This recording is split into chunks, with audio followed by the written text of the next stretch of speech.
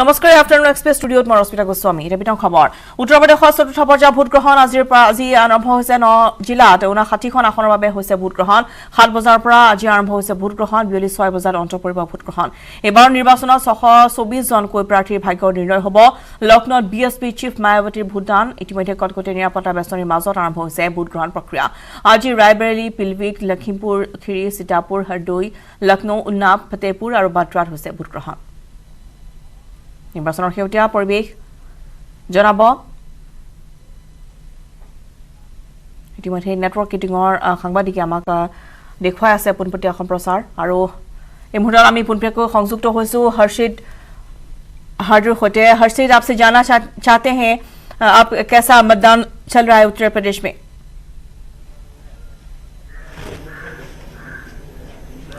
जी देखिए, अगर उत्तर प्रदेश में सुबह 7 बजे से ही मतदान शुरू हो गया था चौथे चरण का और बात करें हरदोई की तो हरदोई में इस टाइम हम लोग मौजूद हैं।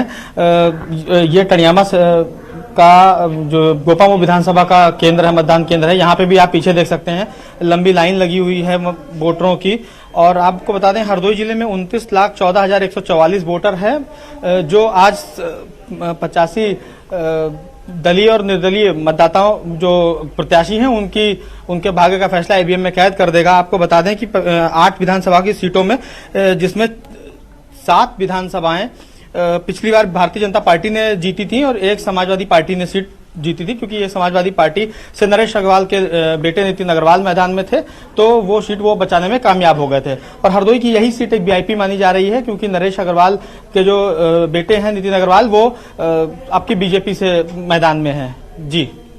जी और किसका पल्ला भारी होगा अभी?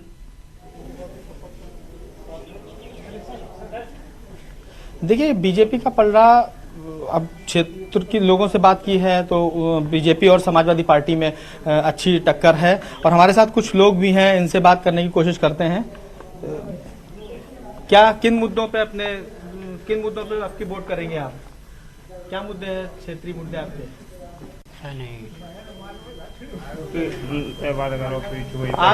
आप क्या मुद्दे दिमाग में चल रहे हैं, किन मुद्दों को लेकर अपने विधायक का ताज पहनाना चाहते हैं? हम तो अपने यहाँ विधायकों को वोट देंगे भाई।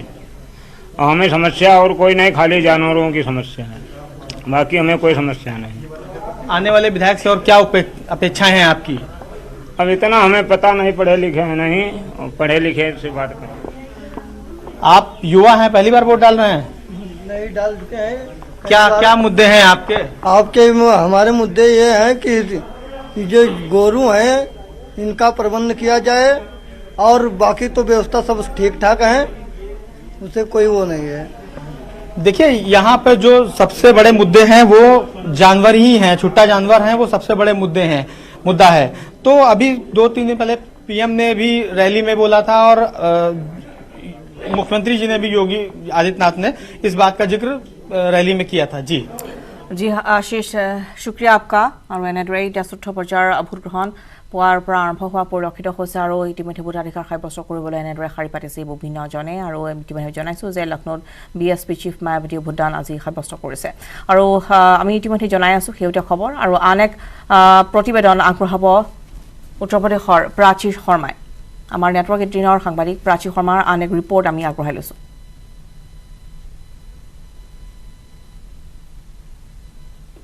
देखिए, लोकतंत्र का महापर्व है।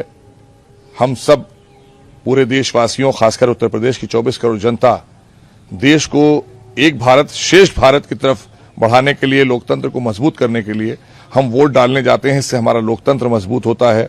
हम और जो हमारी विकास और विश्वास वो और बढ़ता है। तो इसलिए हमने विश्वास और विकास और खासकर जो सुशासन आदरणीय योगी जी के नेतृत्व में उत्तर प्रदेश में गांव गरीब संपन्न हो रहा है, महिलाएं सुरक्षित हैं, व्यापारी सुरक्षित है, संपन्न हो रहा है, नौजवान जिनको लाखों की तादाद में नौकरियां मिली हैं, जिनको रोजगार मिल रहा है। आज उत्तर प्रदेश में अपराध मुक्त हुआ है। उत्तर प्रदेश आज यहाँ पर जिस तरह का माहौल आदरणीय योगी जी के नेतृत्व में बना है उसकी प्रशंसा पूरे देश के कोने कोने में हो रही है, विदेशों में हो रही है। इसलिए उसको और मजबूती देने के लिए आज उत्तर प्रदेश की 24 करोड़ जनता निकलकर पूरी तरीके से विश्वास का वोट कर रही है। 300 से ऊपर 350 के आसपास सीटें हम लोगों को मिलने वाली हैं और और ये उत्साह लगातार, मैं नोएडा से लेकर लखनऊ तक मैं जो सड़क पर लोगों का देख रहा हूं, स्वतः लोग आ रहे हैं। मैं और डेवलपमेंट के जो काम किए हैं, अपनी पहचान, अपनी संस्कृति, अपनी परंपरा को बचाने के लिए, बढ़ाने के लिए जो काम किए हैं, इन सब चीजों को मुझे लगता है कि जनता ने स्वीकारा है और यही कारण है कि भाजपा को लगातार जनता का विश्वास भी हासिल है। अभी हमारे साथ हैं देश के रक्षा मंत्री राजनाथ सिंह। सर, ये महत्वपूर्ण फेज का चुनाव है आपके संसदीय क्षेत्र में, क्या कहेंगे? यानी संसदीय क्षेत्र क्या, मैंने पूरे उत्तर प्रदेश में भारतीय जनता पार्टी को बहुत शानदार कामयाबी हासिल होगी और आश्वस्त हूं कमोबेश उतनी ही कामयाबी हासिल होगी जितनी कि 2017 के विधानसभा चुनाव में भारतीय जनता पार्टी को हासिल हुई थी। आप लगातार देख रहे हैं कि तूफानी चुनावी दौरा कर रहे हैं, ये चौथे फेज का चुनाव है। आप कह सकते हैं कि अब बीजेपी बहुमत के आंकड़े की तरफ बढ़ रही है? बहुमत के आंकड़े क्या, पाएंगे उतना ही जितने कि 2017 के विधानसभा के चुनाव में मिला था, उससे कम होने की गुंजाइश नहीं है। हो सकता है कि 2, 4, 10 अधिक ही हो जाए, क्योंकि जनता ने देखा है कि एक सुशासन देने वाली सरकार, विकास करने वाली कोई सरकार है तो उत्तर प्रदेश में भारतीय जनता पार्टी की सरकार है।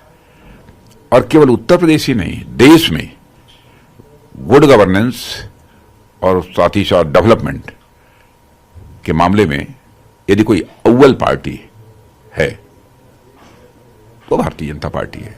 ये सभी मानते हैं, मैं समझता हूं पॉलिटिकल एनालिस्ट भी मानते हैं, केवल जनता ही नहीं बल्कि राजनीतिक विश्लेषक भी मानते हैं। सर, उत्तर प्रदेश को आप बहुत बेहतर तरीके से जानते हैं, आपको लगता है कि कौन सी पार्टी आपको चुनौती दे रही है इस बार के चुनाव में? सभी लड़ रहे हैं, बहुजन समाज पार्टी भी लड़ रही है, कांग्रेस भी लड़ रही है, समाजवादी पार्टी भी लड़ रही है, सब लड़ रहे हैं। किससे ज्यादा चुनौती है इस बार? यानी जो लड़ रहे हैं वो चुनौती के हमको नहीं नजर आता कि किसके साथ क्या चुनौती है, बस मुझे लगता है कि सब लड़ रहे हैं। सर, पूर्वांचल में अब वोटिंग होगा, आपको लगता है कि पूर्वांचल, चूंकि पिछले चुनाव में भी पूर्वांचल में एक तरह से क्लीन स्वीप था, इस बार भी आप लोग बढ़त बनाएंगे वहां से? हाँ, स्वीप करेंगे, आप स्वस्थ हूं। आखिरी सवाल सर, इसका मतलब 10 तारीख को बीजेपी पूर्ण बहुमत के साथ सत्ता में आ रही है? हाँ बिल्कुल, इसमें कहीं दो मत नहीं है। कहीं इतनी वेव न चल जाए, 2/3 मेजॉरिटी भारतीय जनता पार्टी को हासिल हो जाए उत्तर प्रदेश में, इस पॉसिबिलिटी को भी मैं रूल आउट नहीं करता। इफाले देरगढ़ राष्ट्रीय घाईपथ